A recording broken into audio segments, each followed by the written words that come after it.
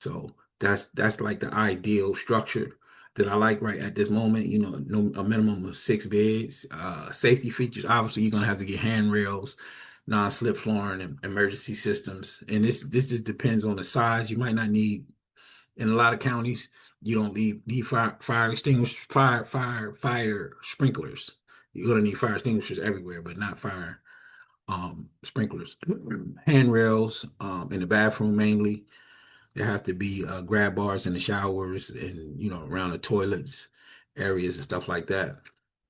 And if there's long hallways, you might want to think about putting a rail if there's like a long hallway, so they can hold on as they walk past walk down the longer hallways. And then also, you know, just doing your proper measurements is just keeping in mind wheelchair accessibility and stuff like that. A lot of licenses don't require ramps. A lot of times they don't require ramps, but you want to make sure that if they're, if you plan on obviously taking clients with wheelchairs, you can at least get a portable ramp. If you're not going to build a whole new ramp onto your property, there's always portable options.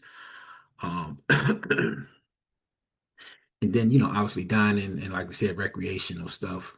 You want to have a place outside. They kind of require you to have some type of space outside where you could put like lawn chairs and like a outside area for the residents to kind of congregate when the weather is nice and stuff like that. They require that for you to have a nice area, whether on the side of the house, front of the house, backyard, whatever, and it has to have like a clear path where they can get to it, not a whole bunch of steps and hills and stuff like that. And then, like I said, that could be the front yard, the front porch even. So, so we did some things we're going to be discussing.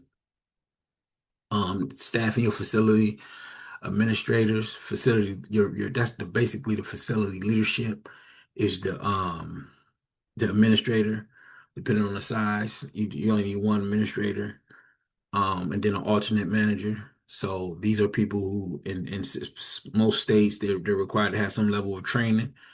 In Maryland, they require 80-hour training for your manager and your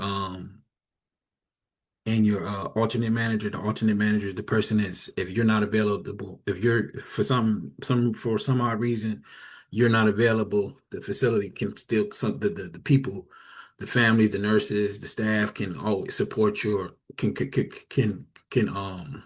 contact the alternate manager for the thing if you're just not available for a specific amount of time.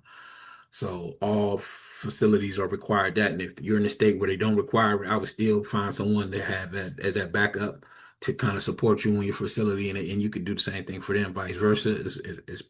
If you guys both had the same training. So then also the direct care comes from nurses and caregivers.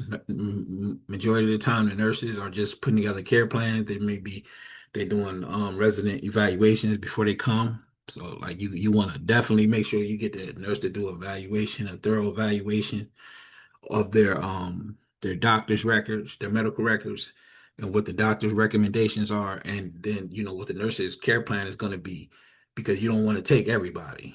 You want to pick and choose. Like, okay, do I want this resident with these type of issues, or are we taking, based on our facility's culture and what we're looking to do and the type of residents we want to have, is this a fit or it's not? And you won't know that unless you have a nurse go in and check and look at their records and consult with the doctor and stuff like that. That's the nurse's job